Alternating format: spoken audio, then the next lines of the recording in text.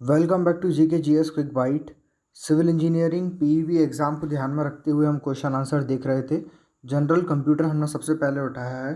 इसके कुछ सेशन पहले हो चुके हैं और आज हम क्वेश्चन पॉइंट नंबर 22 से देखेंगे। इससे पहले के भी सेशन आप देख सकते हैं, काफ़ी इंटरेस्टिंग सेशन रहे हैं वो। तो पॉइंट नंबर 22 हमने लास्ट सेशन में डिस्कस कर लिया था। ये क्वेश्चन था विच of the following is a search engine. तो अपना करेक्ट आंसर हमने बता दिया था। तो यहाँ पर भी हम एक बार और देख लेते हैं। तो सर्च इंजन कौन है? इनमें से गूगल है हमारा। गूगल हमारा सर्च इंजन है। इंटरनेट एक्सप्लोरर को आप सर्च इंजन ना समझें, क्योंकि वहाँ कन्फ्यूज़न होता है। और मैंने बताया भी था कि इंटरनेट एक्सप्लोरर क्या है अपना, तो ये भी आपको पता होना चाहिए। वेब ब्राउज़र क्या है? तो वेब ब्राउज़र में आता है आपका, जैसे ये पूरा हमारा वेब ब्राउज़र में इंटरनेट एक्सप्लोरर आ जाएगा और सर्च इंजन में हमारा गूगल आता है। ठीक है, चलिए पॉइंट नंबर 23 पर आते हैं, जो कि हमें आज से शुरू करना था। तो पहले क्वेश्चन देखते हैं। क्वेश्चन में हमसे पूछा जा रहा है विच one of the following is a search engine. Again हमसे पूछा गया है, ये चार ऑप्शन दे रखे हैं, इनमें से सर्च इंजन कौन सा है। Option number 1 is internet, then 2 is Bing, then Skype and Acrobat reader. तो जैसे आपको नहीं भी पता हो, कुछ ऑप्शंस अगर कंफ्यूज कर रहे हैं, तो आप एलिमिनेशन थ्योरी लगाया करिए। मतलब जो चीज़ आप जानते हैं, जैसे स्काइप है, तो क्या स्काइप एक सर्च इंजन हो सकता है? तो अगर आपने ऐसे स्काइप का फंक्शन देखा हो, तो वहाँ तो वीडियो कॉलिंग होती है और भी मतलब ये एक सर्च इंजन तो नहीं है, तो ये हम इसको एलिमिनेट कर सकते हैं। फिर हमने देखा एक्रोबेट रीडर है, तो एक्रोबेट रीडर हम यूजुअली पीडीएफ वगैरह में देखते हैं, तो ये भी नहीं हो सकता सर्च इंजन। फिर बचता आपका बिंग और इंटरनेट। तो इसमें से सर्च इंजन क्या होगा? इंटरनेट तो एक वेब ब्राउज़र हो जाएगा ना। इंटरनेट तो एक मतलब जो हमको प्रोवाइड कर रहा है वो है। तो यहाँ पर सर्च इंजन होना चाहिए बिंग। बिंग एक करेक्ट आंसर है। सो the correct answer should be being. और एक्सप्लेनेशन देख लेते हैं इसका अपन। तो एक्सप्लेनेशन दे रखा है Bing is our correct answer. चलिए पढ़ते हैं थोड़ा सा, क्योंकि अभी थोड़ा एग्ज़ाम का डेट अभी क्लियर नहीं हो पा रहा है।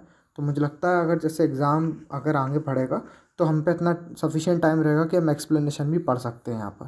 तो चलिए थोड़ा एक्सप्लेनेशन देख लेते हैं। वैसे अपन जल्दी जल्दी कोशिश करेंगे क्वेश्चन आंसर करने की यहाँ पर। तो दिया हुआ एक्सप्लेनेशन में, the internet has created revolutionary change in the era of information technology. It is a one stop platform to locate any information one is interested in. जो भी व्यक्ति जिस इन्फॉर्मेशन में इंटरेस्टेड है वो बताता है, क्या आपको इंटरनेट बताता है। ठीक है, searching for specific information is the main purpose of using the internet and search engine are one e such tool. ठीक है, मतलब होता क्या है, हम कोई भी इन्फॉर्मेशन को सर्च कर रहे हैं ना, इन्फॉर्मेशन वो एक मेन पर्पस है हमारा, लेकिन हम किस पर सर्च करेंगे वो होता है अपना सर्च इंजन। जैसे गूगल हो गया, यहाँ बिंग हो गया आंसर, इस तरीके से। आगे बताया हुआ सर्च इंजन के बारे में तो इतना नहीं पढ़ रहे हैं हम डीप में। आपको पॉइंट पॉइंट बाय पॉइंट में दिखा देता हूँ, आप चाहें तो उसका स्क्रीनशॉट ले लेना। ये सर्च इंजन के बारे में पूरा मैंने लिखा हुआ है, काफ़ी अच्छे से बताया। एडिशनल इन्फॉर्मेशन भी दी है, इंटरनेट क्या है, स्काइप का क्या यूज़ है, एक्रोबेट रीडर का क्या यूज़ है। स्काइप पढ़ लेते हैं चलो एक बार। स्काइप क्या है देखते जाइए। देखिए, Skype is a telecommunication program that offer video chat and voice call via internet between computer, laptop, mobile device, Xbox one and smart watches. Instant messenger services are also offered by Skype. User can transfer picture, text, video और audio. तो ये है आपका Skype का काम। Similarly Acrobat reader के बारे में भी यहाँ लिखा हुआ है, आप देख सकते हैं। चलिए अपन चलते हैं अपने नेक्स्ट पॉइंट नंबर 24 पर। अभी 23 कंप्लीट हुआ है अपना। पॉइंट क्या, क्वेश्चन ही है यहाँ। जैसे मैंने आपको बताया, टोटल मैंने 100 क्वेश्चन निकाले थे जो एग्ज़ाम के लिए इंपॉर्टेंट है, जो अक्सर आते हैं एग्ज़ाम में। तो देखते हैं क्वेश्चन नंबर 24। क्वेश्चन नंबर 24 में हमसे पूछा जा रहा है WWW इज़। तो उसका पूछा जा रहा है ये क्या है WWW। तो क्या है बताइए, ऑप्शंस दे रखे हैं।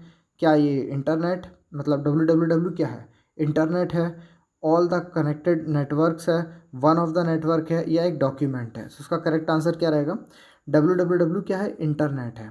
अब देखते हैं ज़रा, वर्ल्ड वाइड वेब। देखिए इसका फुल फॉर्म इंपॉर्टेंट है। WWW का क्या होता है? World wide web. ठीक है, और ज़्यादा फिर एक्सप्लेनेशन अपन देख नहीं रहे हैं अभी। चलिए नेक्स्ट क्वेश्चन नंबर 25 पर आते हैं। पूछा हमसे जा रहा है, in the context of internet the facility in which the server application allow many user to create and edit page on a website through their browser is called as. तो आप, आई होप आपके question समझ में आया होगा। नहीं आया होगा तो हम एक बार और पढ़ते हैं। पूछा जा रहा है in the context of internet, internet के संदर्भ में the facility in which the server application allows many user to create and edit pages. ऐसी सुविधा दी जाती है जहाँ पर यूज़र को परमिशन मतलब यूज़र को अलाउ किया जाता है क्रिएट करने के लिए, क्रिएट और एडिट करने के लिए पेज को, वेबसाइट के पेज को through their browser is called as. तो उसको हम क्या बोलते हैं? तो क्या हम उसको हैकिंग बोलते हैं, या हम उसको ट्रोल बोलते हैं, या उसको साइबरनेटिक्स बोलते हैं, या विक्की बोलते हैं? So the correct answer is Vicky. तो विक्की हमारा एकदम करेक्ट आंसर रहेगा। ठीक है, थोड़ा सा पढ़ेंगे, बस शुरू की 2 लाइन पढ़ेंगे, ज़्यादा हम डीप में नहीं जाएंगे। तो देखते जाते हैं। A website that allow anyone to add, delete or revise content by using a web browser. ठीक है, वेबसाइट ऐसा जो करता है। A typical wiki contain multiple pages for the subject or scope of the project and and may be either open to the public or limited to use. मतलब ज़रूरी नहीं हमेशा पब्लिक के लिए ओपन ही हो एडिट क्रिएट करने के लिए, कभी कभार लिमिटेड भी होता है वो। Within an organization for maintaining its internal knowledge basis. ठीक है, तो उसका करेक्ट आंसर यहाँ पर विक्की है, बस आप इतना ध्यान रखिए इन 4 ऑप्शन में से। नेक्स्ट क्वेश्चन नंबर 26 पर आते हैं। हमसे पूछा जा रहा है क्वेश्चन नंबर 26 में कि द ब्लैंक देकर पूछा जा रहा है की is use to make the internet browser window full screen. तो इंटरनेट ब्राउज़र की जो विंडो रहती है उसको मुझे अगर फुल स्क्रीन पर देखना है तो उसके लिए मैं कौन सा की इनमें से यूज़ करूँगा? इन 4 ऑप्शन में से बताइए, आप बताइए पहले। सो the correct answer is F11 का हम यूज़ करते हैं। सो F11 की can be taken our screen into and out of full screen mode quickly and easily. ठीक है, ध्यान रखिएगा। नेक्स्ट क्वेश्चन नंबर 27 हमसे पूछा गया है क्वेश्चन नंबर 27 में कि when using a Chrome internet browser a method of saving web page address for quick access is. तो हमको जैसे हम यूज़ कर रहे हैं इंटरनेट ब्राउज़र को, हमारा जो वेब पेज है, जो हमारा पेज है, जो हम जिस पे हम काम कर रहे हैं, हमको वो क्या करना है, उसको हमें सेव करना है। तो save web page address for quick axes हम सेव करके रख लेते हैं ना, जिससे हम अगली बार क्विक एक्सेस मिले हमको, हम सीधा क्लिक करें, सीधा हम उसी पेज पर आ जाएं। तो उसके लिए हमें क्या करना है? तो हमसे पूछा जा रहा है a method of saving web page address for quick accesses. तो उस मेथड को हम बोलते क्या हैं?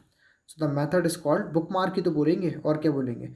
हम लोग बोलते नहीं बुक मार्क करके रख लो इस वेबसाइट को, इसको हमें अक्सर देखना है। तो वो जैसे आप सभी लोगों ने पीईबी की वेबसाइट बुक मार्क करके रखी होगी, I hope so. Next question पर आते हैं।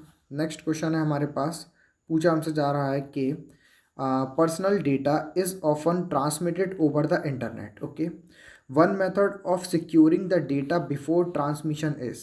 तो होता क्या, पर्सनल डेटा हम यूजुअली ट्रांसमिट करते हैं ना इंटरनेट के थ्रू। भाई फेसबुक आईडी है, उस पर आपने अपना फ़ोटो डाल दिया, अपनी इन्फॉर्मेशन डाल दी, तो ये क्या हो रहा है? ट्रांसमिट हो रहा है उसमें। तो one method to secure the data before transmission, हम उसको ट्रांसमिशन करने से पहले सिक्योर भी कर सकते हैं डेटा को। तो वो कौन सा मेथड है? सो द करेक्ट आंसर इज, यहाँ पर करेक्ट आंसर इन्होंने दे रखा है, पढ़ते ज़रा। Personal data is often transmitted over the internet, one method of scoring the data, securing the data before transmission is using encryption. Encryption word का आपने नाम बहुत सुना होगा, है ना? फेसबुक सॉरी यूजुअली आपने व्हाट्सअप पे ज़्यादा सुना होगा कि एनक्रिप्टेड मैसेज आ रहा है ये। आप किसी पर्सन को मैसेज कर रहे हैं, आपने नीचे देखा होगा, हाँ लिखा हुआ है एनक्रिप्टेड है ये मैसेज। तो मतलब एनक्रिप्शन करना होता क्या? एनक्रिप्शन का मतलब, जैसे मान लो ये मैं हूँ, ये मेरे फ्रेंड की डिस्प्ले है, मैंने उसको यहाँ पर लिखा हेलो, कैसा है, कुछ भी मैंने ऐसा लिखा। तो अब ये जो यहाँ से यहाँ उसको डिलीवर होगा, ये डायरेक्ट उसी के पास मैसेज जाएगा, कोई और बीच में से ये इन्फॉर्मेशन पढ़ नहीं सकता, क्योंकि बीच में जो इन्फॉर्मेशन जाएगी ना वो कुछ अलग कोडिंग फॉर्म में जाएगी। जैसे हेलो का हो सकता है @ हैशटैग स्टार स्टार ऐसे करके जाए। तो जब तक उसके इंटरफेस में नहीं पहुँचेगी तब तक वो हेलो कैसा है वो दिखेगा नहीं किसी और को। तो ये होता है एनक्रिप्शन का एक बेसिक मतलब इजी लैंग्वेज में मैंने समझाने की कोशिश की। ठीक है, नेक्स्ट अपन आते हैं क्वेश्चन नंबर 29 पर। एक मिनट, क्वेश्चन नंबर 28 अपन ने देख लिया ना, ठीक है, ये हो गया। आते हैं क्वेश्चन नंबर 29 पर, देखते हैं। हमसे पूछा जा रहा है क्वेश्चन नंबर 29 में, ठीक है, चलो देखते हैं। Which one of the following device is required to connect a computer to the internet. कौन सी डिवाइस इनमें से रिक्वायर्ड होगी, मतलब ज़रूरत पड़ेगी हमको इंटरनेट से कनेक्ट करने के लिए। क्या हम पेन ड्राइव का यूज़ है, इंटरनेट से रिलेटेड है पेन ड्राइव कंप्यूटर में? तो ऐसा कुछ खास तो नहीं। माउस का नहीं, कॉम्पैक्ट डिस्क नहीं, मॉडम इसका करेक्ट आंसर है। So modem is our correct answer, है ना। और थोड़ा एक्सप्लेनेशन देखते हैं, कुछ इंपॉर्टेंट होगा तो। ये बताया हुआ पेन ड्राइव का क्या काम है, माउस का, कॉम्पैक्ट डिस्क सीडी जो हम बोलते हैं ना, मॉडम हो गया, तो ये इतना इंपॉर्टेंट नहीं है। चलिए वेट अ मिनट, ठीक है आगे चलते हैं। क्वेश्चन नंबर 30 पर आ गए। क्वेश्चन नंबर 30 है, an address of a website on internet is called. An address of a website on internet is called. Again question repeat हुआ, यूआरएल हम बोलते हैं ना, एड्रेस को क्या बोलते हैं, यूआरएल ही तो बोलते हैं, यूनिफॉर्म रिसोर्स लोकेटर, हमने पहले भी पढ़ा है। ठीक है, नेक्स्ट आते हैं क्वेश्चन नंबर 31। तो ऐसे ही सिंपल सिंपल क्वेश्चन आते हैं व्यापम में, इतने टफ भी नहीं आते। जो टेक्निकल स्ट्रीम के क्वेश्चन टफ आते हैं, तो आपको खैर सभी चीज़ पढ़ना है। हम भी धीरे धीरे कोशिश करें जल्दी से ये पूरे 100 क्वेश्चन निपटाते हैं, तो जिससे हम आगे सब्जेक्ट लेकर आएंगे। हिस्ट्री काफ़ी इंटरेस्टिंग मैंने इसमें कंटेंट डाल रखा है, ज्योग्राफी का भी, एमपी से रिलेटेड है दोनों, इकोनॉमी भी काफ़ी अच्छे से मैंने डाल रखा है, और पॉलिटी भी आपको मज़ा आ जाएगा। तो इसलिए हम जल्दी जल्दी कोशिश कर रहे हैं क्वेश्चन करने की। तो computer on an internet are identified by. Internet में कंप्यूटर आइडेंटिफाइड किया जाता है किसके थ्रू?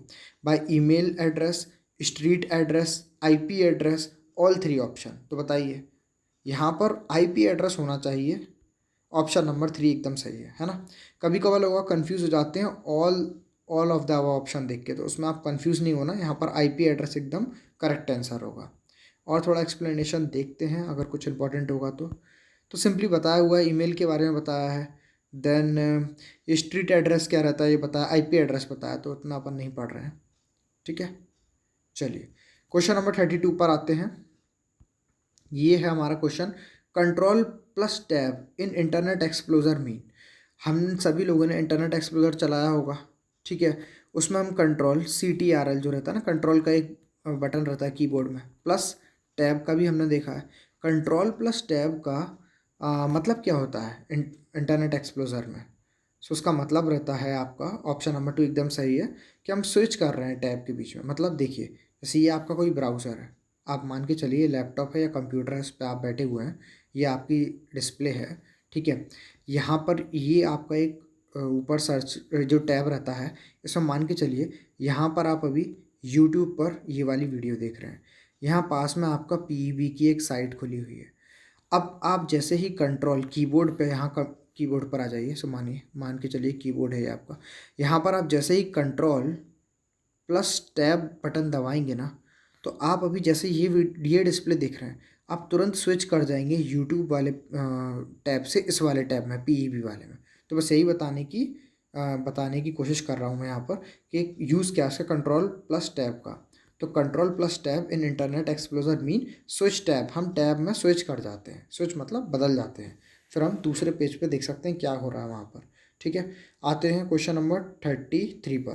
क्वेश्चन नंबर 33 है, देखते हैं क्वेश्चन नंबर 33 में क्या पूछा है हमसे।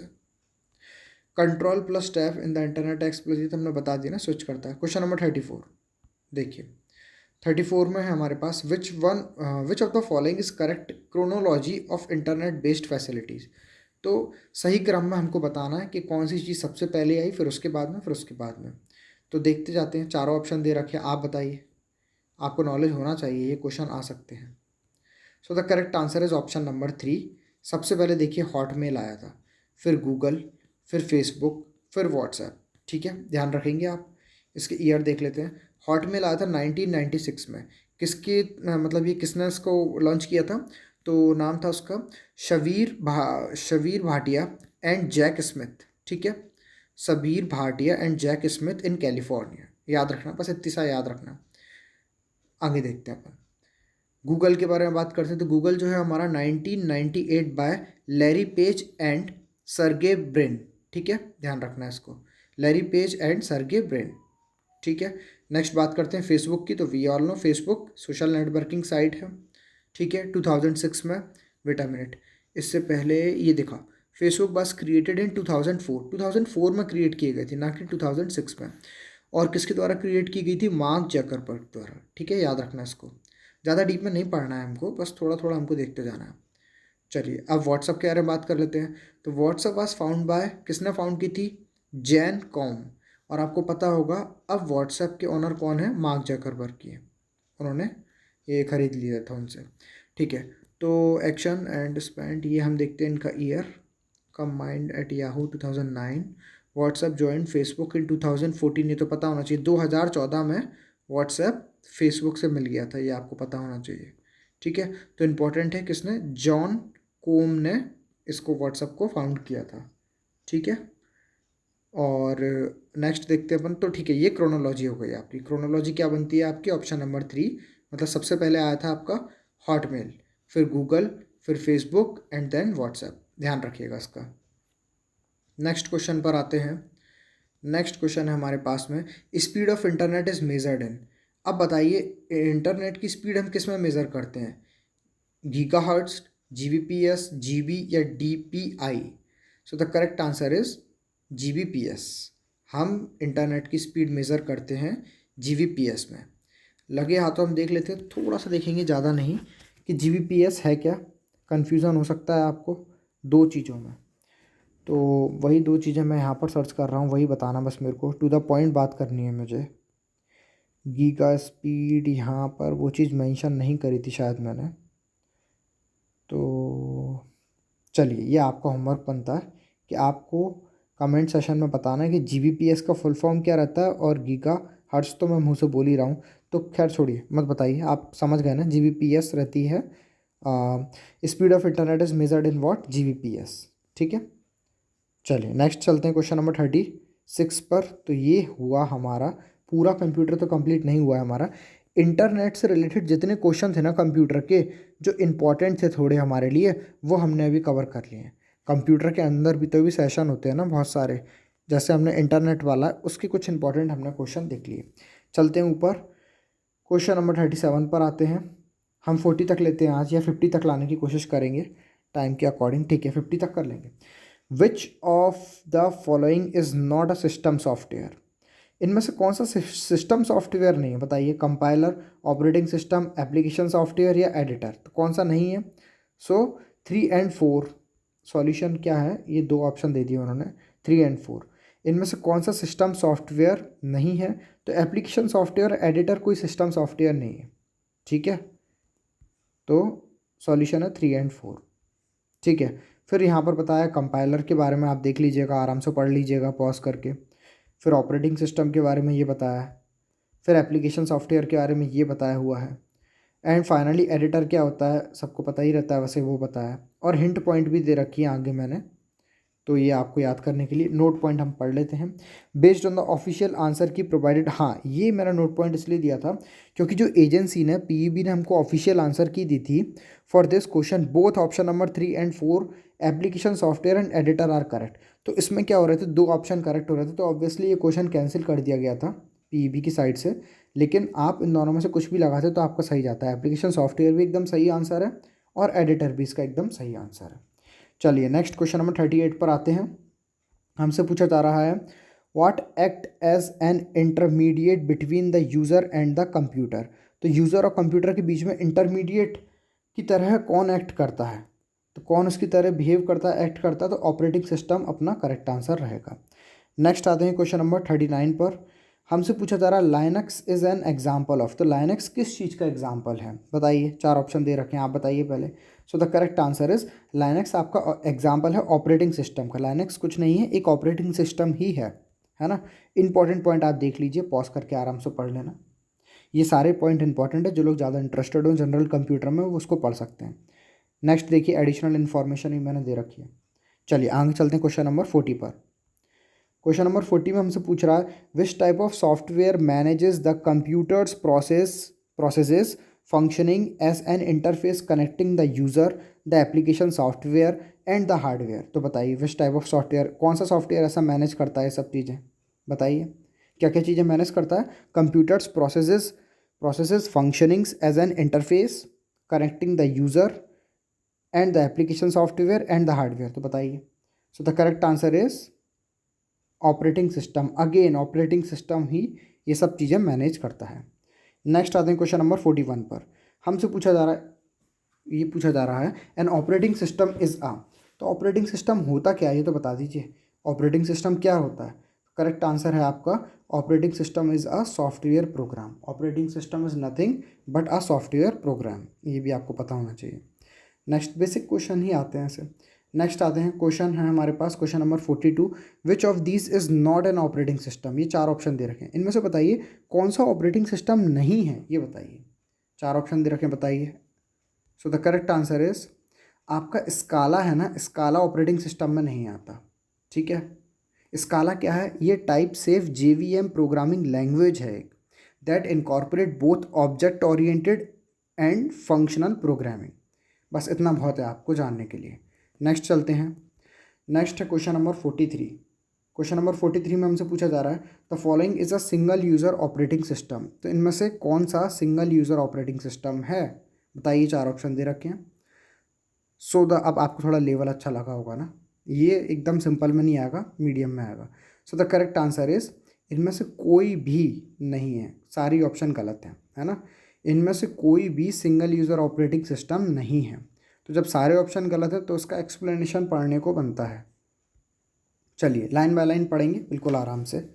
पहला point, an operating system that allow a single user to perform only one task at a time is called as single user single tasking, है ना। उसी को तो हम बोलेंगे single user single tasking. Operating system functions like printing a document, downloading image ETC can be performed only one at a time. तो भाई हम या तो हम प्रिंटिंग कर रहे हैं किसी डॉक्यूमेंट को या कोई इमेज को डाउनलोड कर रहे हैं, ये सब एक बार ही तो हो रहा है, मतलब वन टाइम में एक बार में एक ही बार काम हो रहा है सब चीज़ों का। एग्जाम्पल इंक्लूड, तो इन सब के एग्जाम्पल क्या, MS DOS हो गया, पाम हो गया, ऑपरेटिंग सिस्टम है ये भी, तो ये हो गया। अब एडवांटेज क्या है इसके, देखो इसके एडवांटेज हमको बताया जा रहा।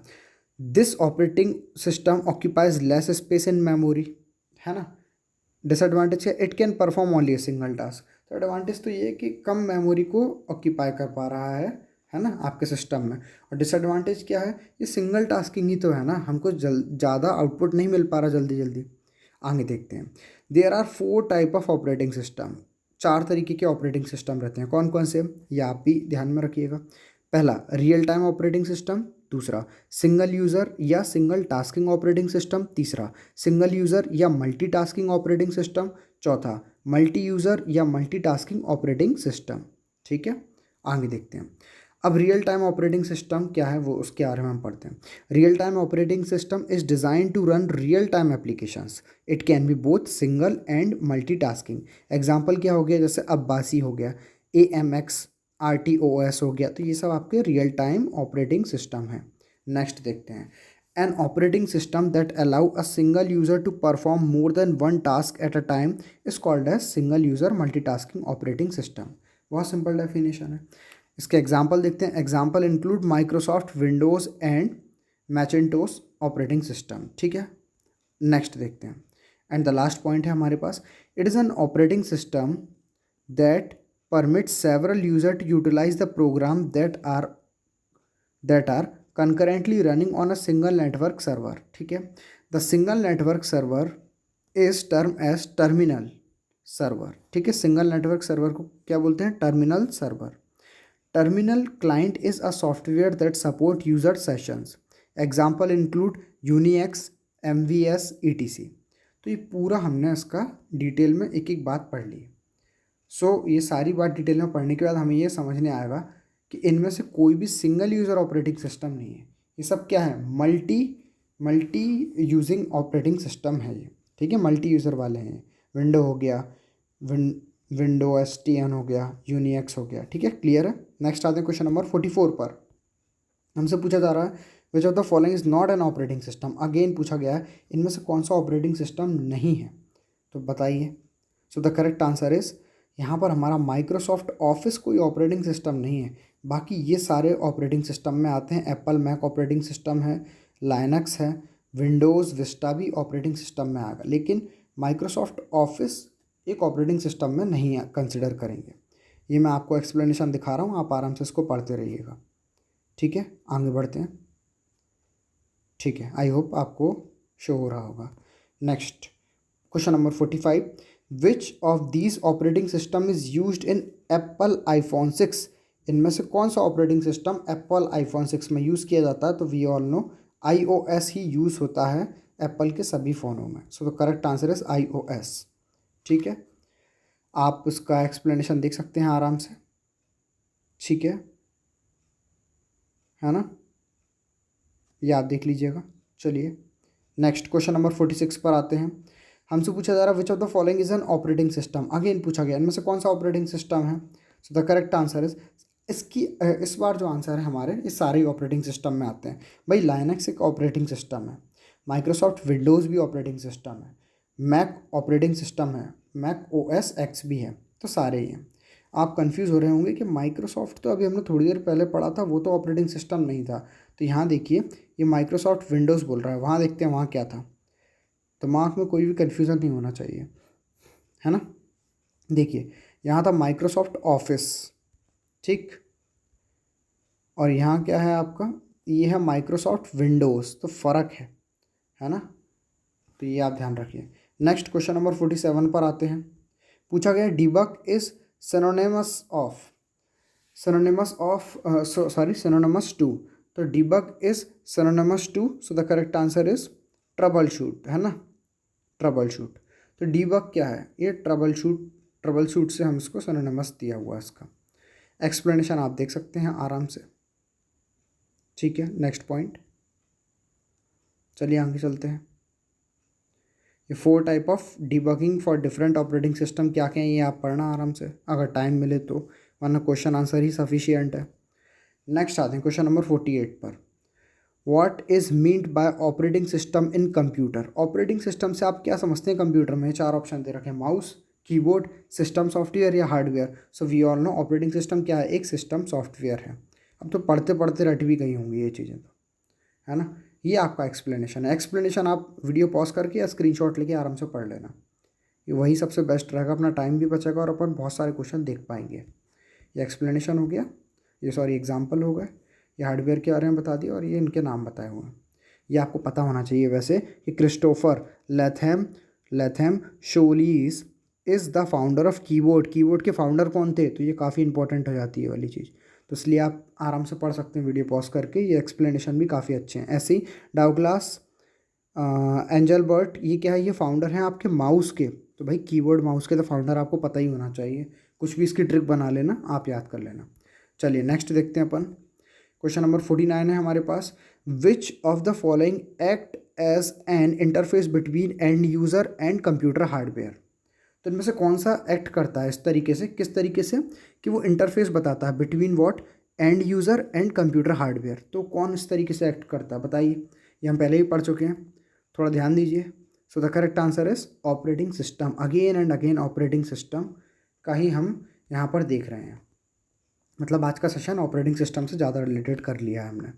सो इसका एक्सप्लेनेशन आप देख लीजिएगा, आराम से पढ़ना, ऑपरेटिंग सिस्टम के बारे में ही लिखा हुआ है यहाँ से, पूरा पढ़ना आप इसको, आपको अच्छा लगेगा।